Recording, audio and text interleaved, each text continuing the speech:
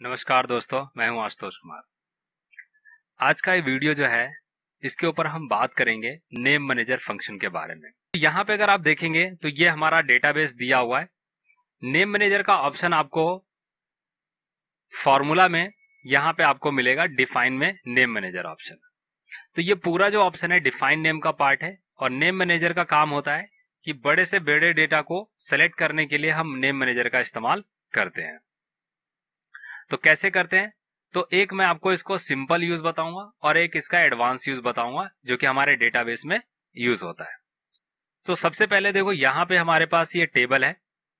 हमने इस हेडिंग को यहाँ पे कॉपी कर लिया है कंट्रोल सी से और मैं नीचे यहाँ पेस्ट कर देता हूँ कंट्रोल वी से।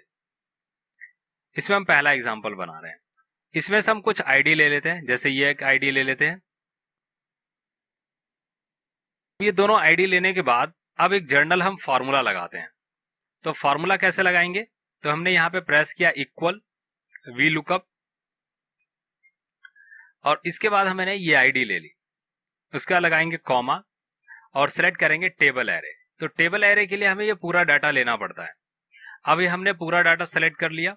उसके बाद हम यहाँ पे लिखेंगे कॉलम नंबर 2 और उसके बाद प्रेस कर देंगे कॉमा 0 ब्रैकेट बंद एंटर। तो यहाँ पे देखेंगे कि आपका डाटा आ जाएगा। अब इसी चीज को हम नेम मैनेजर के द्वारा इस्तेमाल करेंगे। तो हम क्या करने वाले हैं, इन सारे डेटा को करेंगे सेलेक्ट। सेलेक्ट करने के बाद हमें नेम मैनेजर पे जाना है। यहाँ पे इसकी शॉर्टकट की है कंट्रोल F3। तो आप सेलेक्ट करके कंट्रोल F3 भी प्रेस करेंगे तो भी ये काम करेगा। उसके बाद नेम मैनेजर पे जाने के बाद यहाँ पे आपको आईडी देनी है कि आपको किस नाम से बनाना है। तो मैंने यहाँ पे वी और आईडी मैंने यहाँ पे दे दिया और ये हमारा सीट का डाटा जो हमने सेलेक्ट किया वो पूरा आ जाएगा। ओके कर देंगे। अब ये एक नेम से वैलिड हो जाएगा। इससे फायदा ये होगा कि जब आप किसी भी डेटा पे काम कर रहे हो और यहाँ पे आप टाइप कर देंगे v_d तो आप सीधे उस डेटा के ऊपर पहुंच जाएंगे इमीडिएटली इस तरीके से। तो ये एक तरह से गो टू का भी काम आपका करेगा। अब इसको हम यूज करते हैं फॉर्मूले में। तो मैंने यहाँ पे फॉर्मूला लगाया इक्वल वी लुकअप, आईडी हम सेलेक्ट करेंगे। अब टेबल एरे के लिए हम वी डाटा यूज कर लेंगे। तो ये मैंने लिखा और देखोगे कि ये पूरा टेबल अपने आप ऑटोमेटिक सेलेक्ट हो गया। कॉमा कॉमा लगाने के बाद यहाँ पे कॉलम नंबर हम पुट कर देते हैं 3, 0। अब ब्रैकेट बंद कर देते हैं। तो ये मैंने आपको नेम मैनेजर का एक सिंपल यूज बताया। अब मैं इसका एक एडवांस यूज बताने जा रहा हूं नेम मैनेजर का। ये नेम मैनेजर का जो एडवांस यूज है ये कंपनी बेस पे काम करता है। तो देखें कैसे करता है। तो यहाँ पे मैं आपको एक फॉर्मूला बताने जा रहा हूं। इस फॉर्मूले का नाम है ऑफसेट फंक्शन। ऑफसेट फार्मूला जो होता है ये भी एक तरह का वी लुकअप की तरह इस्तेमाल होता है और इसको हम डिफाइन नेम में यूज करेंगे। तो सबसे पहले हम लिखेंगे इक्वल ऑफसेट। ऑफसेट लिखने के बाद हम सबसे पहले क्या करेंगे, तो सबसे पहले हम रेफरेंस ले लेते हैं। तो मैंने यहाँ पे सबसे पहला सेल सेलेक्ट कर लिया, इसको F4 से फिक्स कर लेते हैं। कॉमा अब यहाँ पे रॉ संख्या कह रहा है कि आपको रॉ नंबर कौन सा चाहिए। तो मुझे यहाँ पे अभी कोई रॉ नहीं चाहिए। रॉ का मतलब होता है रॉ 1, रॉ 2 इस तरीके से। तो यहाँ पे आप पुट कर देंगे 0, कॉमा कॉलम भी हमने 0 कर दिया, कॉमा।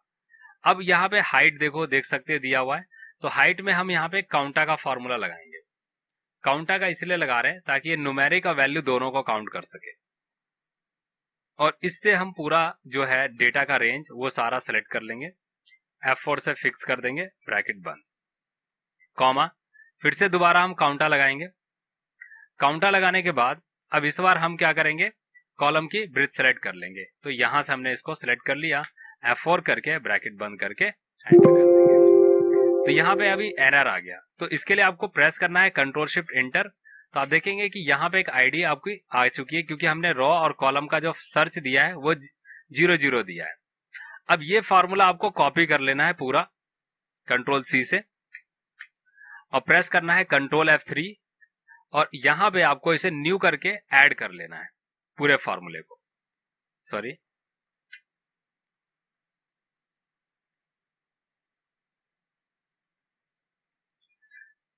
तो यहां पे हम नेम टाइप करेंगे और जो भी फॉर्मूला हमने वहां पे टाइप किया वो सारा यहां पेस्ट कर देंगे और कंट्रोल शिफ्ट एंटर करना है प्रेस। तो इससे ये ऐड हो जाएगा। ऐड होने के बाद अब इसे आप क्लोज कर दें यहाँ से। अब देखो यहाँ पे इस डेटा का मैंने डिफाइन अलग शीट पे बना रखा है इस जगह पे, जहां पे हम पूरा फॉर्मूला लगाएंगे और डायनेमिक फॉर्म में इसको बनाएंगे।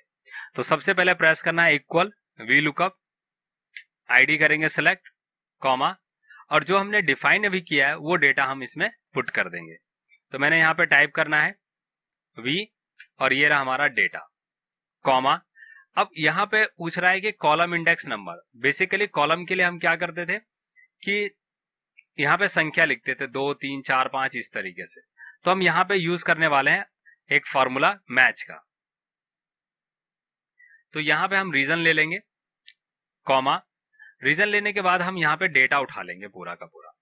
तो डेटा का जो हेडिंग है वो सारा हमें ले लेना है और इसको F4 से फिक्स कर लेना है, कॉमा, और उसके बाद हम यहाँ पे 0 पुट करेंगे, ब्रैकेट बंद कर देंगे। मैच लगाने के बाद फिर से कॉमा 0 देंगे और ब्रैकेट क्लोज करेंगे। तो आप यहाँ पे एंटर करते ही देखेंगे ये रिजल्ट यहाँ पे आ चुका है। तो ये जो तरीका है ये बड़ा इजीली है। अब देखो इसे हम क्या करने वाले हैं, तो इस जगह पे हम ये जो V1 सेलेक्ट कर रहा है हमने रीजन को, इसको हम फिक्स कर देंगे। तो यहाँ पे मैंने 1 को फिक्स करना है क्योंकि हम जब कंट्रोल R करेंगे तो वो ऑटोमेटिक अगले कॉलम पे चला जाएगा। तो इसे हमने 1 को फिक्स कर दिया डॉलर का साइन लगा के, और A2 पे जाके यहाँ पे हम कॉलम को फिक्स कर देंगे F4 के द्वारा, या फिर आप डॉलर का साइन लगा देंगे। अब आपको कंट्रोल R करना है प्रेस, और इसके बाद इन सभी डाटा को सिलेक्ट करके कंट्रोल D करना है प्रेस।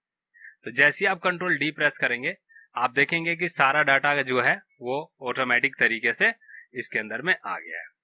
जो डेटा मैच नहीं करेगा वो डेटा सिस्टम में नहीं दिखाएगा, वो नहीं आएगा। जैसे ये वाला डेटा इसमें मैच नहीं कर रहा है तो वो डेटा इसके अंदर में मेंशन नहीं होगा और नहीं दिखाएगा। अब हम इसमें देखेंगे कि जब मैं यहाँ पे कुछ नई एंट्री करूंगा, जैसे कि मैंने यहाँ पे कुछ संख्या नई पुट कर दी है और मैं ऊपर से कुछ डेटा उठा लेता हूं, जैसे कि मैं यहाँ से कुछ डेटा को, या कोई नई एंट्री आप इसमें बना सकते हो या नई एंट्री आप इसमें पुट कर दो।